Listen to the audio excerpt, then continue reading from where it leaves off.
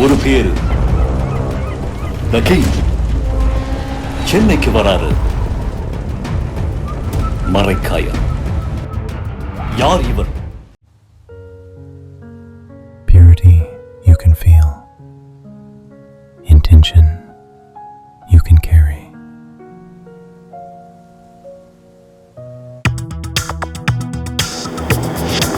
Delivering smiles all around the professional careers.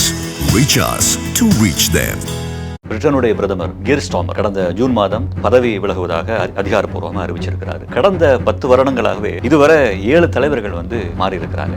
கிட்டத்தட்ட உலக மேப்பை விரிச்சு வச்சு பார்த்தோம் அப்படின்னா ஒரு 25% நிலம் பிரிட்டனுக்கு சொந்தமா இருந்துச்சு. ரஷ்யாலே சில பேர் என்ன சொல்றாங்க அப்படின்னா இது பண்ணும்போது பிரிட்டன் சாதாரண ஒரு தீவு, அதை தவிர பெருசா ஒன்றும் கிடையாதுங்க அப்படிங்கிற கிரிட்டிசைஸ் பண்ற அளவுக்கு பிரிட்டன் ஒரு காலத்துல சூரியன் மரியாதை நாடு அப்படின்னு தலைமையில தூக்கி வைத்து கொண்டாடக்கூடிய நாடு இன்னைக்கு ஒரு சின்ன தீவு தானே அப்படிங்கிற அளவுக்கு இறங்கிட்டாங்க. பிரிட்டனை பொறுத்த வரைக்கும் அங்க ஏற்படக்கூடிய அந்த நிர்வாகத்திறன் சரியில்லை அப்படிங்கிற காரணம் தானா, அல்லது இந்த ஆட்சியாளர்கள் இப்போ நம்ம சொன்ன மாதிரி தொடர்ந்து ஒவ்வொருத்தருமே தன்னுடைய பதவியை ராஜினாமா செய்து போறாங்க. இப்போ தனிப்பட்ட முறையில் அவங்க மீது குற்றச்சாட்டுகள் இருக்கு. என்ன அப்படின்னா வெளியில இருந்து பார்க்கக்கூடிய பிரைம் மினிஸ்டரோட சேர் அப்படிங்கிறது பிரிட்டனை பொறுத்த வரைக்கும் பல சிக்கல்கள் நிறைந்ததா இருக்கு. நம்ம ஏற்கனவே பேசின மாதிரி உள்ளர 1008 ஓட்டைகள் இருக்கு. 1008 ஓட்டைகள்ல உள்ள பூந்து ஒவ்வொரு ஓட்டையை அடைக்கிறதுங்கிறது பிரிட்டனை பொறுத்த வரைக்கும் ரொம்ப சவாலா இருக்கு.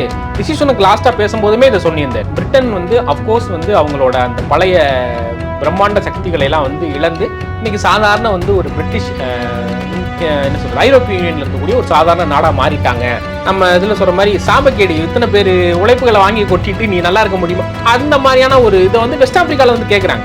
ஆகாயம் தமிழ் பார்வையாளர்களுக்கு அன்பு வணக்கம். இன்றைய நேர்காணலில் உலக செய்திகள் குறித்து பல்வேறு தகவல்களை நம்மளோடு பகிர்ந்து கொள்ள திரு மாதன் அவர்கள் நம்மோடு இணைந்திருக்கிறார். அவரோடு பேசலாம். வணக்கம். பிரிட்டனுடைய பிரதமர் கியர் ஸ்டார்மர் கடந்த ஜூன் மாதம் பதவி விலகுவதாக அதிகாரப்பூர்வமாக அறிவிச்சிருக்கிறாரு. கடந்த 10 வருடங்களாகவே இதுவரை 7 தலைவர்கள் மாறி இருக்கிறாங்க. பிரிட்டன் ஏன் இந்த சூழ்நிலையை சந்திக்குது? இதுக்கான காரணம் என்ன? பொண்ணு என்னன்னா அந்த படத்துல வரும்ல, ஒரு காலத்துல எப்படி இருந்த பங்காளி அப்படிங்கிற மாதிரி பிரிட்டனோட ஒரு பொற்காலம் அப்படின்னு எடுத்துக்கிட்டோம்னா வரலாற்றில் 18ஆம் நூற்றாண்டு சொல்லுவாங்க.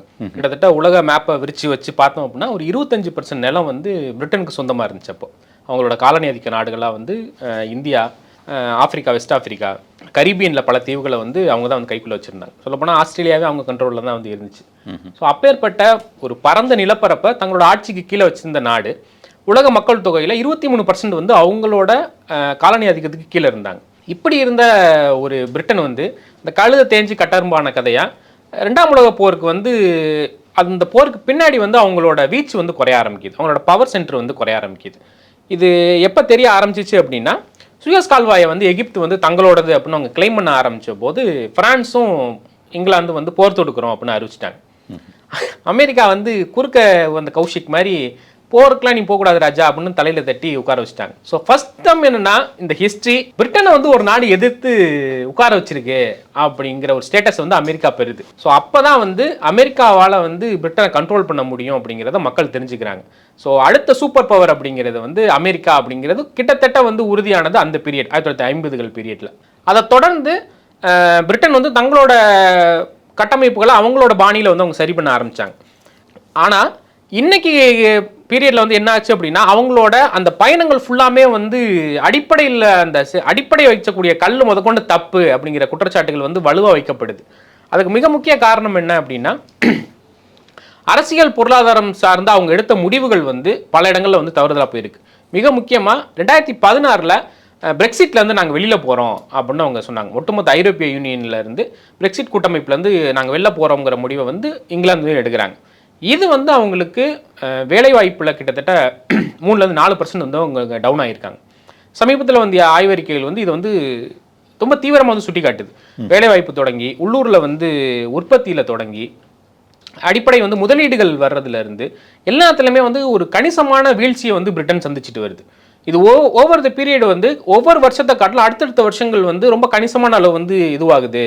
ஐரோப்பிய யூனியன் சப்போர்ட் இல்லாமல் பிரிட்டன் இங்கிலாந்து தனிச்சு இயங்கலாம் அப்படிங்கிற முடிவே என்னென்னா அந்த பண்ணையார்த்தன முடிவுன்னு நம்ம ஊரில் நம்ம பேசிக்குவோம்ல, பண்ணையார்த்தனமாக பேசுகிறாங்க அப்படின்ட்டு இந்த மென்டாலிட்டி இங்கிலாந்து ஆட்சியாளர்கள்ட்ட அதிகமாக இருக்குது. நீ இவங்களோட எதுக்கு நாங்கள் இருக்கணும், எங்களோட இதுவை கொள்கைகளை நாங்களே வகுத்துக்கிறோம், எங்களோட தீர்மானங்களை நாங்களே போட்டுக்கிறோம், எங்களோட தொழில்களை நாங்களே பார்த்துக்கிறோம் அப்படிங்கிற ஒரு அதிமேதாவித்தனமான அந்த பண்ணையாத்தனமான முடிவு தான் வந்து இந்த இடத்துக்கு கொண்டு வந்திருக்கு அப்படின்னா அந்த ஆய்வறிக்கை வந்து சுட்டி காட்டுது.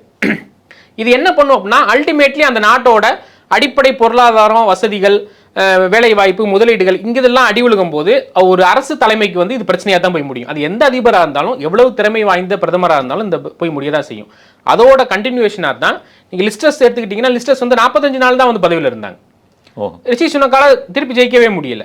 போரிஸ் ஜான்சன் ஆல்ரெடி அவர் சர்ச்சையான ஆள், வரிசைக்கு பிரச்சனைகள் வர ஆரம்பிச்சிச்சு. இதே இதில் தான் வந்து இப்போ ஸ்டார்மர் வந்து மாட்டியிருக்கிறார்.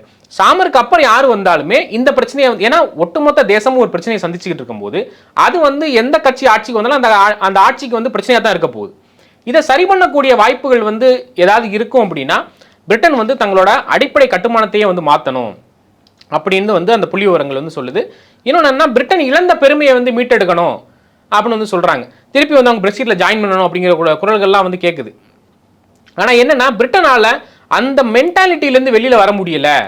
ஸோ வந்து அவங்க அந்த பார்வையை மாற்றிக்காத வரைக்கும், உலகம் சார்ந்த ஒரு பார்வையை மாற்றிக்காத வரைக்கும் இது கஷ்டம் அப்படின்னு ஒன்று சொல்கிறாங்க.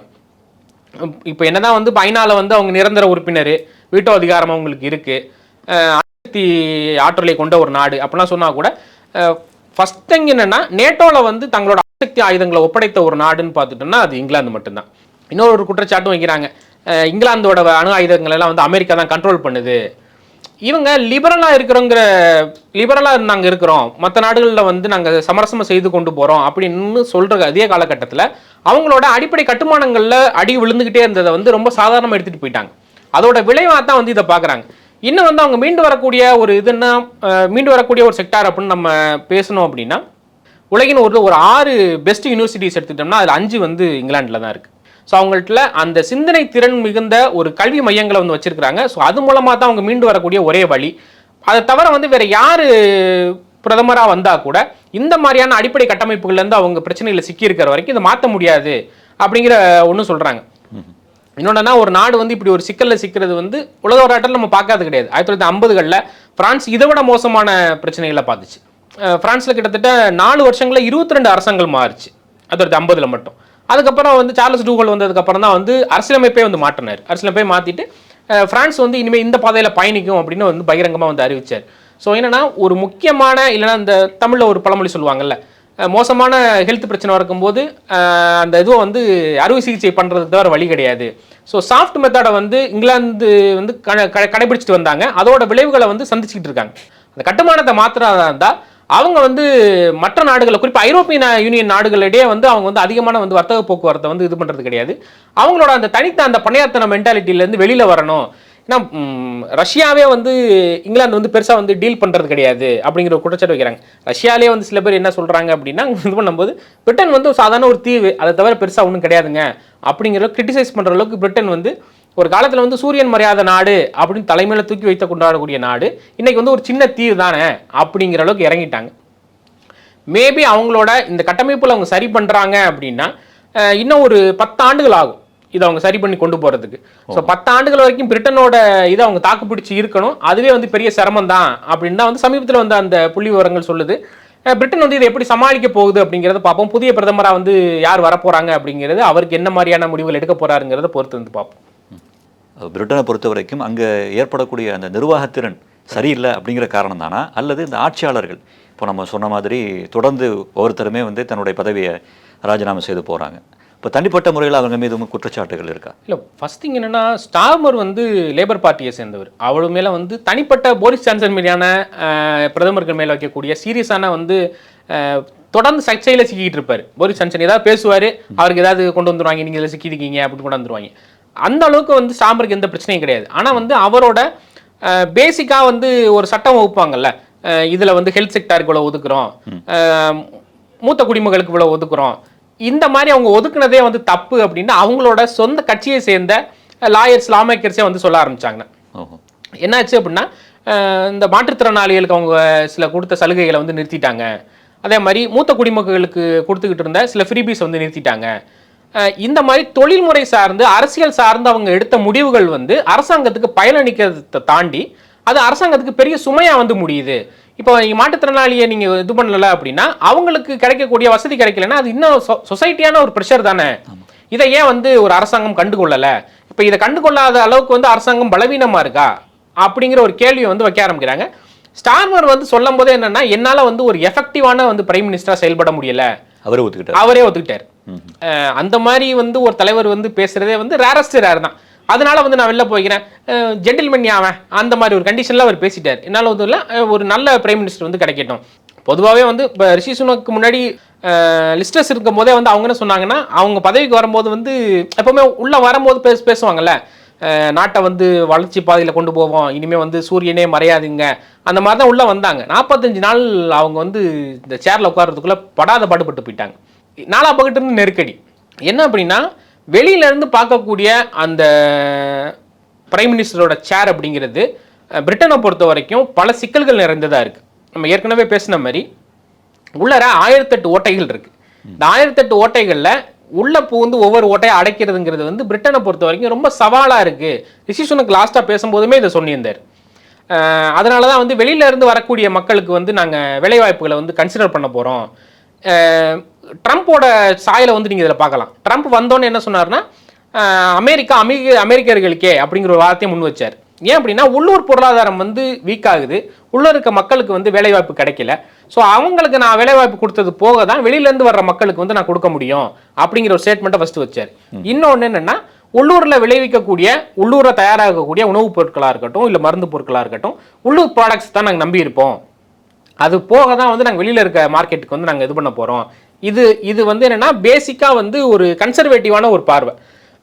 நாங்கள் வந்து எங்கள் நாட்டை டிபெண்ட் பண்ணி இருக்க போகிறோம் அப்படி இதே தான் ரிஷி சுனக்கும் பேசினார். ஆனால் என்னாச்சு அப்படின்னா, உங்ககிட்ட அப்படி ஒரு கட்டுமானம் இருக்குது அப்படின்னா நீங்கள் பேசலாம். இப்போ உங்களுக்கு தேவையான பொருட்களை உங்களாலே உற்பத்தி பண்ண முடியுது, உங்களுக்கு தேவையான ஒரு ஆற்றல் மிகுந்த தொழிலாளர்கள் உங்ககிட்டே இருக்கிறாங்கன்னா நீங்கள் இதை பேசலாம். அப்படி ஒரு ஸ்ட்ரக்சரே உங்ககிட்ட இல்லாத போது நீங்கள் அப்படி ஒரு முடிவு எடுத்துட்டீங்கன்னா, ஸ்கில்டு லேபர் இல்லாமல் நீங்கள் உள்நாட்டு மக்களுக்கு தான் கொடுக்கணும்ட்டு யாராவது ஒரு ஆள் உள்ளதான் உட்கார போகிறீங்க. அது மேற்கொண்டு ஒரு சூசைடல் டிசிஷனாக மாறிடும். ட்ரம்ப் பண்ணது என்னன்னா, இது அவர் பண்ண உடனே என்ன ஆச்சுன்னா, உள்ள இருக்கக்கூடிய அத்தியாவசிய பொருட்கள் விலைவாசி கடுமையாக ஏறிச்சு. ஏன்னா தயாரிக்கிறதுக்கு பொருட்கள் கிடையாது, வெளியிலிருந்து மூலப்பொருட்கள் வர்றது கிடையாது. இதை வந்து ரிஷி சுனக் ஃபேஸ் பண்ணார். அவரோட ஆட்சி காலத்தில் பிரிட்டன் வந்து இதை ஃபேஸ் பண்ணுச்சு. அதுக்கப்புறம் தான் வந்து ஒவ்வொரு முடிவுகளாக வந்து அவங்க பின்வாங்க ஆரம்பிச்சாங்க. அதுமாதிரி விமர்சனமும் வந்துச்சு. ஏன்னா போன வாரம் ஒன்று சொல்கிறீங்க, இந்த வாரம் ஒன்று சொல்கிறீங்க, இப்போ எந்த முடிவு எடுக்கிறது?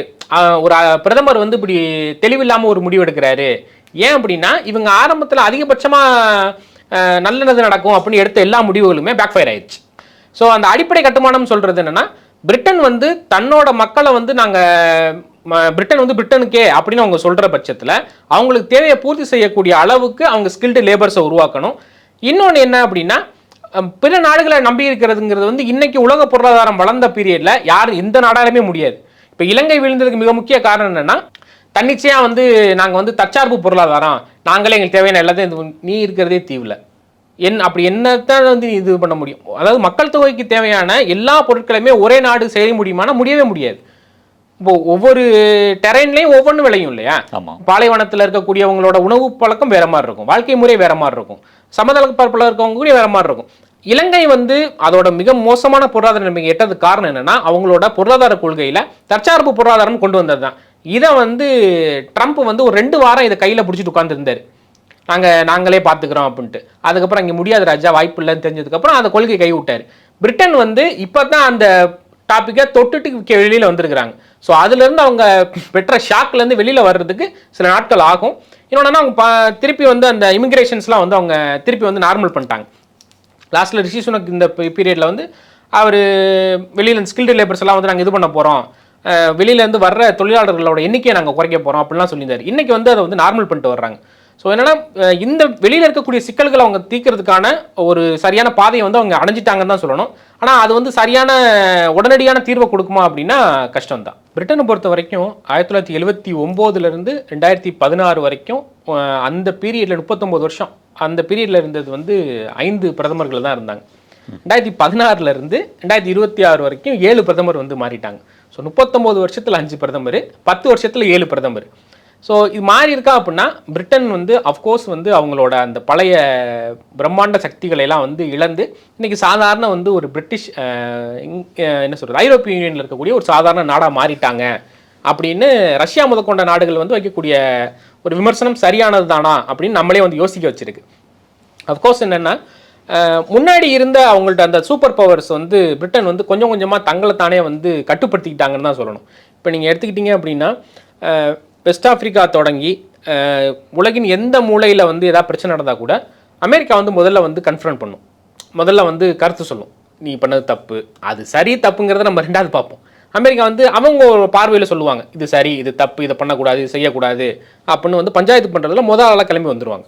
இதுக்கு அகைன்ஸ்டாக ஒரு வாய்ஸ் வருது அப்படின்னா ஒன்று ரஷ்யா வைக்கும், இல்லை சீனா வைக்கும். இந்த நிலைப்பாடை தான் வந்து நம்ம ரீசெண்ட் இயர்ஸில் ஒரு லாஸ்ட் 30 வருஷமாக பார்த்துட்டு வரோம். உலக லெவலில் தன்னை நிலைநிறுத்திக்கக்கூடிய ஒரு சூப்பர் பவராக நிலைநிறுத்திக்கக்கூடிய ஒரு போட்டியிலிருந்து பிரிட்டன் எப்போவோ பின்வாங்கிருச்சு. அதோட விளைவு தான் வந்து பிரிட்டன் வந்து தங்களுக்குள்ளே வந்து சுருங்க ஆரம்பிச்சிருச்சு. இவங்க தங்களை ஐசோலேட் பண்ணிக்கணும். ஒரு சைடு அமெரிக்கா வந்து தங்கள் உலகம் ஃபுல்லாக தங்களை வந்து வியாபிக்கணும், உலகம் ஃபுல்லாக தங்களோட பவரை வந்து கொண்டு போய் சேர்க்கணும்.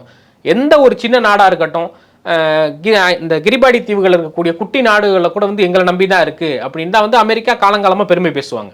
பிரிட்டன் நீங்கள் பார்த்தீங்க அப்படின்னா பிரெக்சிட் பீரியடில் கூட வந்து என்னென்னா, நாங்கள் தனியாக இருந்துக்கிறோம்ப்பா, எங்களை விட்டுருங்க, நீங்கள் ட்ரேட் பண்ணிக்கங்க, என்னமோ பண்ணிக்கங்க, எங்களை விட்டுருங்க, நாங்கள் எங்களை பார்த்துக்கிறோம் அப்படின்ட்டு ஒரு சைடு தங்களை பின்வாங்கிக்கிட்டு தங்களை ஐசோலேட் பண்ணிக்கிற ஒரு கண்டிஷனுக்கு பிரிட்டன் போகிறாங்க. ஒரு சைடு வளர்ந்துக்கிட்டு இருக்க நாடுகள் வந்து உலகம் ஃபுல்லாக தங்களோட வியாபாரங்களை பெருக்கிறதா இருக்கட்டும், உலகம் ஃபுல்லாக தங்களோட குரல்களை கொண்டு போய் சேர்க்குது. இப்போது நம்ம வந்து இந்தியா வந்து அமெரிக்காவோட போட்டி போட முடியுமா அப்படின்னா அஃப்கோர்ஸ் போட்டி போட முடியும், சில துறைகளில் போட்டி போட முடியும், சில துறைகளில் போட்டி போட முடியாது. ஆனால் அதே நேரத்தில் இந்தியா தன்னோட எல்லைகளை வந்து அண்டார்டிகா வரைக்கும் விரிவு பண்ணுறாங்க. ஏதாவது ஒரு இதில் வந்து நம்ம வந்து காம்பீட் பண்ணணும், ஒவ்வொரு துறையிலையும் வந்து இது பண்ணணும் அப்படின்ட்டு தங்களோட நிலைப்பாடுகளை வந்து உலகம் ஃபுல்லாக எடுக்கிறாங்க. இந்த மாதிரியான அரசியல் ரீதியான நிலைப்பாடுகளை வந்து பிரிட்டன் வந்து ரொம்ப வந்து சுயநலமாக இருக்குது அப்படிங்கிற ஒரு குற்றச்சாட்டுகள் வந்து இருந்துச்சு. தங்களை ஐசோலேட் பண்ணிக்கிறாங்க, உலக நிகழ்வுகளை தங்களை ஐசோலேட் பண்ணிக்கிறாங்க. இதுதான் வந்து என்ன ஆகுது அப்படின்னா பிரிட்டனை வந்து அந்த சூப்பர் பவர் இமேஜிலேருந்து சாதாரண ஒரு தீவு அப்படிங்கிற ஒரு நிலைக்கு வந்து கொண்டு வந்துருச்சு. அப்கோர்ஸ் நம்ம முன்னாடியே சொன்ன மாதிரி அவ்வளவு பெரிய ராஜாங்கத்தை கொண்டு இருந்த ஒரு நாடு இன்னைக்கு வந்து அது மூலமாக செல்வங்களை சேர்த்த நாடு, அது மூலமாக பயனடைந்த நாடு, மேபி வந்து இப்படி கூட சொல்லுவாங்கல்ல, நம்ம இதில் சொல்கிற மாதிரி சாபக்கேடி, இத்தனை பேர் உழைப்புகளை வாங்கி கொட்டிட்டு நீ நல்லா இருக்க முடியுமா, அந்த மாதிரியான ஒரு இதை வந்து வெஸ்ட் ஆஃப்ரிக்காவில் வந்து கேட்குறாங்க. இப்போ நம்ம இப்போ இது பண்ண அடக்குமுறைகளை காட்டிலும் ஆப்பிரிக்காவில் அவங்க பண்ணது வந்து மிக கொடுமையான வந்து அடக்குமுறைகள். அடிப்படை கட்டுமானங்களே இங்கே பிரச்சனை இருந்தால் கூட நம்ம அளவை விட மோசமாக வந்து ஆப்பிரிக்கா வந்து பிரிட்டன் வந்து சுரண்டியிருக்காங்க. இந்நேரம் வரைக்கும் பிரிட்டனோட அந்த அதிகார மையம் கொடுத்த தொல்லைகளும் அதிகார மையம் கொடுத்த ட்ராமாக்களும் வந்து ஆப்பிரிக்கா ஃபுல்லாக வந்து ஃபீல் ஆகுது. ஸோ அதுலேருந்து பிரிட்டன் வந்து ஏதாவது பாடம் கற்றுக்கிட்டாங்க அப்படின்னா மேபி இதோட எதிர் மென்டாலிட்டியாக வந்து அந்த என்ன சொல்கிறது, ஒரு காலத்தில் வந்து அப்படி இருந்ததுனால வந்து தாங்களே ஐசோலேட் பண்ணிக்கணும்னு பிரிட்டன் நினைக்கிறாங்களா அப்படிங்கிற ஒரு இதையும் வந்து அந்த ஒரு கேள்வி வந்து முன் வைக்க சைக்கலாஜிக்கலாகவே வந்து முன் வைக்கிறாங்க. ஒரு தியரி ஒன்று சொல்லுவாங்க, ஜப்பான் ஏன் வந்து ரொம்ப சைலண்ட்டாக இருக்குது அப்படின்னு ஒரு இது சொல்லுவாங்க. பார்க்க போனால் அதுவே வந்து ஒரு இதுதான், 2ஆம் வேர்ல்டு வாருக்கு அப்புறம் தான் வந்து ஜப்பான் சைலண்ட் ஆச்சு. அதுக்கு முன்னாடி வந்து கோதாக்கு போனவங்க தான், சண்டை போட்டவங்க தான். ஜப்பான் வந்து ரொம்ப நாளாகவே வந்து பிற நாடுகளில் கான்டாக்ட் இல்லாமல் இருந்துச்சு. அதனால வந்து அவங்களோட இயல்புலேயே வந்து அவங்களோட அந்த சொல்கிறது சண்டை போடுறதோ இல்லை வந்து அதிகமாக வந்து பிற நாடுகளில் வந்து சண்டை எதிர்த்து பேசுகிறதோ வந்து அவங்க கிட்ட இல்லாமல் இருந்துச்சு. அதனால வந்து செக்யூர்டாக இருக்கிறாங்க. அந்த மாதிரி வந்து ஒரு ஜென் மென்டாலிட்டிக்கு வந்து பிரிட்டன் போயிட்டாங்க அப்படிங்கிற ஒரு பேச்சுவார்த்தை இருக்குது. ஸோ ஏன்னா நீங்கள் வந்து ஒரு பவர் சென்டரு, நீங்கள் உள்ளூருக்குள்ள ஒரு பெரிய ஆள் அப்படின்னா, இப்போ நம்ம இந்த ரீல்ஸ்லாம் பார்க்குறோம்ல, என்ன பஞ்சாயத்து நடந்தாலும் உள்ளே போய் நிற்பாங்க. செத்த வீட்டில் வேணால் வந்து இதுவாக இருக்கணும், கல்யாண வீட்டில் வந்தால் மாப்பிள்ளையாக இருக்கிற மாதிரி. பிரிட்டன் அமெரிக்கா அந்த வேலையை கண்டினியூஸாக பார்க்கும். சின்ன நாடுகள் கூட இதை பார்க்கும். அந்த பிராந்தியத்தில் ஒரு பிரச்சனை அப்படின்னா அவங்கள முதல் வாய்ஸாக அவங்க விட்டுருவாங்க. பிரிட்டன் வந்து தங்களை தாங்களே வந்து இந்த மாதிரியான இதில் இருந்து விடுவிச்சுக்கிட்டு நாங்கள் வந்து தற்சார்பு பொருளாதாரங்கிற ஒரு ஸ்டேட்டுக்கு அவங்க போனாங்க. போயிட்டு திருப்பி அந்த போன வழியிலே திருப்பி நடந்து வந்து ஆரம்பிக்கிறாங்க. எப்போ வந்து மற்ற நாடுகளை காம்பீட் பண்ணுற அளவுக்கு மறுபடியும் வர்றாங்களா அப்படிங்கிறத பார்ப்போம். மற்றொரு நேர்காணலில் சந்திக்கலாம். உங்களுடைய நேரத்திற்கு நன்றி.